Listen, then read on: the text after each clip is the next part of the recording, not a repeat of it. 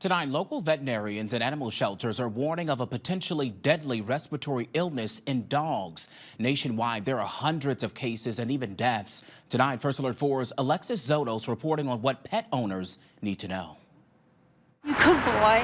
Yeah. The news of a mysterious dog illness has Nicole Castellano worried. Just the fact that it is very contagious is definitely alarming. I have two older dogs, an almost 12-year-old pup and almost 11-year-old pup. She's been keeping a close eye on any news and avoiding places with lots of dogs. I definitely am a little concerned. The APA of St. Louis is also keeping a close eye out for the virus. So what we know right now is that there seems to be a respiratory illness going around that is not responding to normal treatments. Dr. Angela Garcia says the virus doesn't respond to typical antibiotics. Here's what you need to watch out for in your dog. You might see coughing, you might see sneezing, runny nose, runny eyes. The American Veterinary Medical Association says they've had reports from over a dozen states. There have been no confirmed cases in Missouri, so I can't say that I know I've seen it, but we are always on the lookout for that.